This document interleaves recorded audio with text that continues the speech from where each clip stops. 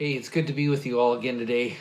Just wanted to do our midweek study and get really practical about the approaches that people are taking to all the situation going on now and the stay-at-home orders or the extension of the stay-at-home orders and how that affects us. And so, in the last couple times we've talked, we've dealt a lot with the fact that we're all wired differently, that we have different giftings, and God has made the wiring and the giftings compatible in each one of us so that your giftings don't go against your wiring. But when we're talking about those giftings, 1 Corinthians 12:7 makes it clear that the giftings were given for each one of us so that we can help each other. It actually says that, so that we can help one another. And I think of the difference between David and his son Solomon today when we're going to talk, and we'll just use him for an example briefly. But think about how they were wired differently, from the same lineage, same gene pool even, but a very different wiring. And if you've got kids, you've noticed that already. It's not hard to see. David was not allowed to build the temple for God for one very specific reason. He was accredited by God as having a heart after God.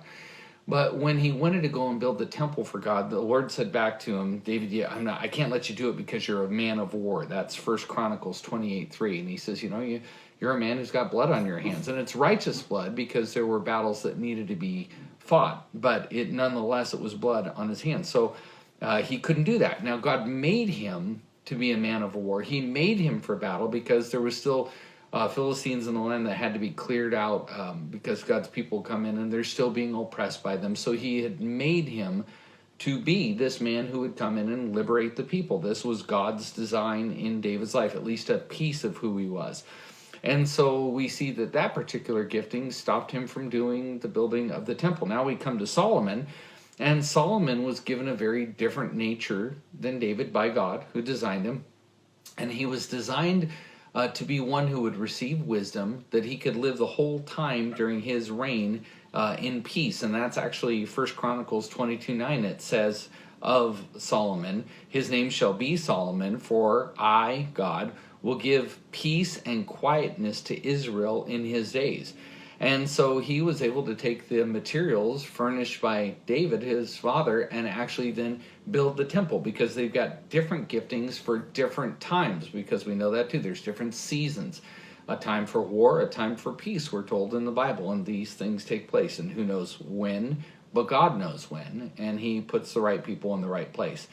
So the point I'm trying to make here is that they're both godly people. They're both people called by God, made by God, gifted by God. Their personalities put together by God for different reasons, for different times and seasons, although their lives do overlap each other. And I wanted to kind of highlight that neither one of them were wrong in their approach. They just were different.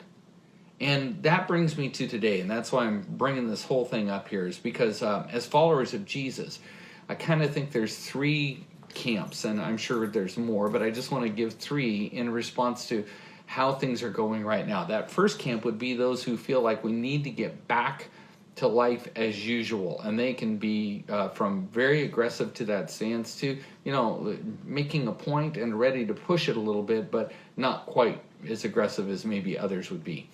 And then we have that other group who would really rather stay under the stay-at-home orders and follow all the rules and stick in those guidelines that are being given us, even if they extend for many months. And then finally, that third group is those groups who are kind of in between. Well, I'm going to speak to the first two groups, realizing that it will cover that in-between gap today, but I hope you'll really hear what I'm going to say here. I want to deal with this first group first, obviously. The ones who feel this need to get back into action, to get moving back again. And I want to talk to you about three different things about your wiring that I hope you will consider. So hear me if you would. And those of you who are not wired like them, I want you to think about them for a minute here, because it's important, and then we'll flip to the other. First, I want you to think about how we need to honor the Lord in any approach we have to living in this world. There is a need for us to say, hey, how will this affect my stance in the world, and how does it impact what the Bible tells me as a believer is to be my response? Now, I say this because the Bible tells us in Romans that we are to obey the governing authorities in the land. We're to listen to them. We're to do as the law tells us to do. And that's a really important thing, because when it comes to civil disobedience, there is a place for civil disobedience. But we need to make sure we are in the right place if that is a stance that we're going to take, if we're going to push against government. And the only time we're ever allowed to do that is when God says, this is my clear commandment, you must do this or must not do this. And then the government tells us the opposite. They go against the word of God. Like if they were to tell us that we couldn't preach online, couldn't preach anywhere, couldn't share the gospel, we would have to, like Daniel did, where he goes into his room and he prays even though he was told not to pray. Or if you were told to denounce your faith, like Shadrach, Meshach, and Abednego, and they said, we're not going to do that, then we would have to be compelled for civil disobedience. That hasn't happened yet. We haven't been told that we can't preach. We've been told that we can't congregate, and there's some laws in the land that are being broken in that way, but then you have to do a balance thing. Are they reasonable in light of what's going on in the world right now that we should do that? This group of people who are wired this way to get back to it by God might be pushing that. Now, here's the complication when it does come to the civil disobedience, and it's that we have different governing authorities telling us different things, and even they're infighting amongst themselves. Is it all right to tell the church not to congregate or to congregate? And right now, those who are kind of pushing that the churches can't come together, they can't meet, they seem to be losing ground on the federal side, but on the state side, they're kind of standing their ground. So again, this is where the complication comes in. And what I want to make sure that we understand is it's not civil disobedience in this nation to exercise free speech. And so those of you who are not in the camp of the people that I'm talking to now, those who are feeling the call to get back out and get into action, they're not being civil disobedient in exercising free speech. But here's the thing. We need to make sure that the way that we're using free speech honors the Lord. It's not creating a problem. It's not destroying a witness. And that's what's really important. Now you can go back to Daniel. Now I want you to go back and see who Daniel was. I love the whole book of Daniel for that very reason. They're in captivity. There are difficulties going on. And yet the way they approach even the leaders who are in opposition to them is done so skillfully, so wonderfully, that it actually increases their testimony even when they're in disagreement. And I think that's super important for us. And we can even watch Jesus' example. You can go back to the Gospels and see how he deals with that. And I encourage you to do that, because we've got to honor the Lord in the way that you would maybe push to go out and start exercising free speech, getting back engaged in culture. We don't want to destroy things that we're trying to regain. The second is we need to count the cost. And again, the testimony of the church is at stake here in the way that we approach moving back into day-to-day life and congregating and getting back to work and doing all those things. And we have to think about that. So the way we exercise the freedom of speech is going to be big. It cannot be done in a way which is a reproach to the very nature of God. Make sure we understand that. And I want to put a plug in here for Sunday's teaching, because Sunday, when we're in 2 Corinthians 10, we're going to deal with the real battle that takes place. There is a spiritual battle that is always in front of, before, bigger than, the catalyst to every physical battle that we take. And I say physical not meaning going to blows, but I mean those things that we might do in the flesh or in our nature. The bigger battle is the spiritual battle. And so we need to make sure that when we're engaging in this battle that might be for some a real battle to get back into the culture, to get the churches back into play, to get people back into work, to do the business as usual, that again, we're thinking about that we don't want to tarnish the reputation of the Lord and lose even if we win. And what I mean by that is we can lose spiritually in the spiritual battle, winning the ground that we want in the flesh, and that's really important.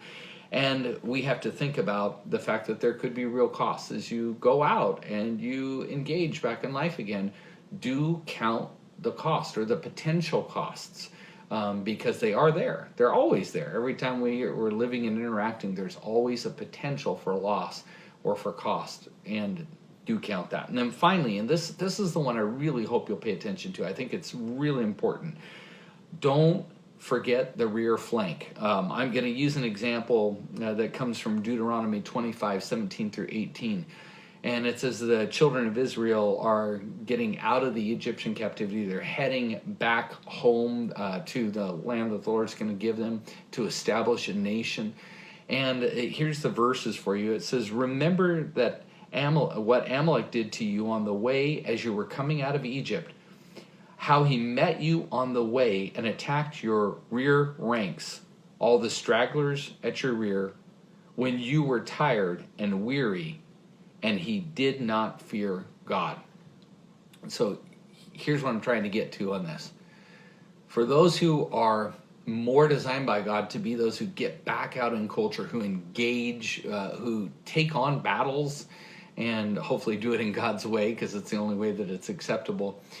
Remember all those who are not wired like you, those who are more vulnerable, those who feel more compelled to be in the stay-at-home order, those who have health conditions, those who are fatigued mentally and don't do well with conflict because God didn't wire them that way. Maybe they are the peacekeepers of everybody. Remember that as you charge forward, sometimes charging forward means forgetting who's not keeping up. And our enemy is despicable. He always comes after the weak and the vulnerable, those left to defend themselves. So I want to remind you that if you're one who charges forward, you've also been given the task of defending, being the sheepdog for those who aren't wired like you. That's why God gave you the wiring you have. So if you take everything that you've been given and you rush out in front, but you leave the rear flanks, those who are tired and weary and broken down and just simply wired differently than you are, then it's not honoring to God. And that might be some of the biggest challenge for those who have that push in them to go forward, is to remember those who are not wired like you and to be a defender of them, which God designed you for. That's exactly why that gifting is in you. Because remember, as we talked about in the very beginning, all of our giftings, as we're told in 1 Corinthians, is that it's for each other. It's so that we can help each other. Think about how your gifting has been designed for the body of believers and for others maybe who don't even know the Lord, to help them. So now I'm going to go to that other group of people, and this is going to be much shorter. For those who want to stay home and do the stay-at-home order, you feel compelled because of the way God wired you to do that. And I want to give you just two things to consider as you're waiting for that order to be lifted. The first one is that those whom God sends to keep people liberated and what it costs them really are at a place where it costs them. And you can misunderstand those people.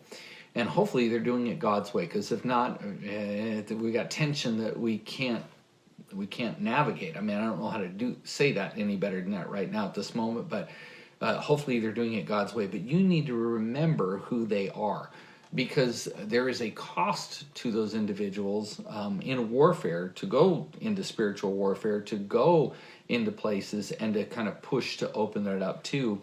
And those can be physiological, those can be psychological. Those ramifications do exist.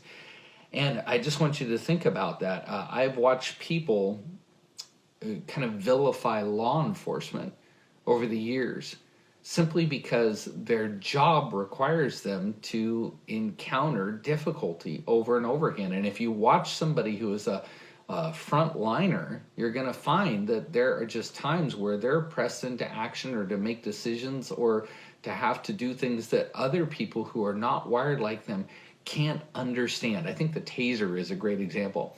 The taser is probably one of the single greatest law enforcement tools ever created, because prior to that, was somebody came out with a knife, a pipe, anything to battle you, or because they were disoriented, a law enforcement officer had to protect themselves. and it was usually lethal. The taser was non-lethal, but if you see somebody get tasered, grandma comes out with a knife and she's lost it because her medications are off, and they taser, it's never looking good. It's a bad look, and you can make the officer look terrible, yet he saved their person's life, and there was not a violent altercation. Sometimes we can do that if we're the peacekeeper and we look at those who were made to be the sheepdog, and we say, oh my gosh, why are they so aggressive? Why are they always out there? Why are they pushing? Because we don't understand what it costs them to actually be the one who defends us. And sometimes we can get really irritated. We hear them bark, and because they're sheepdogs, and we go, oh my gosh, why are they barking?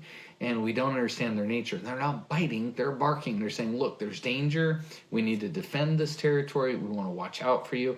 And so don't get offended when the sheepdog bark, because they were made by God to bark. And when you need them, you're so grateful. Quite often, because they bark, the danger doesn't come close. But you still hear the bark and get irritated. Remember, pray for them. Be gentle with them. Respect the wiring that God gave them, much like David was given the wiring to be the man of war. Respect it, appreciate it. It's different than you, but it's not wrong. And the next part is that I want you to think about how you redeem the time while you're in the stay-at-home order. Because being a person of peace is not the same as being a pacifist. A pacifist says, I'm not going to engage, I'm not going to be involved, I don't care what's going on, it doesn't affect me, I'm going to leave it alone. And we are not called to be spiritual pacifists. We realize that there's challenges going on. And again, spiritual battles. The battles that are being fought are spiritual. So even if you're not the one who's going to go out and push the stay-at-home order, or, should churches get back together? Can we meet face to face? You need to be somebody who's in the fight. We've all been called to be in the fight. Think about that when we're in Ephesians 6:10 through 18.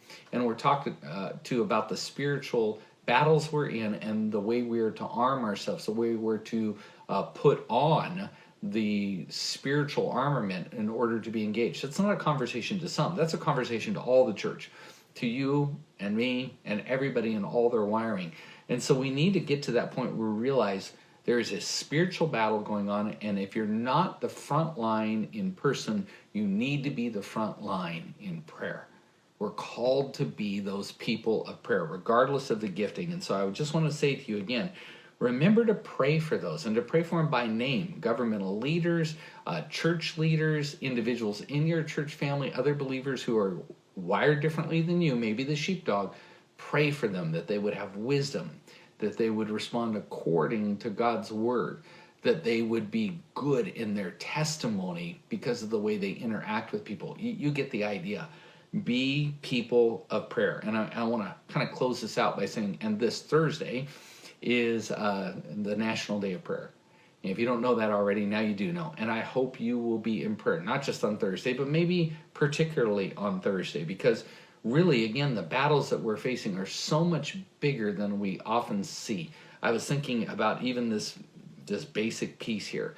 COVID-19, the thing that has really created a lot of tension that is now beginning to unfold, has killed 251,000 people as of yesterday. That's my stats.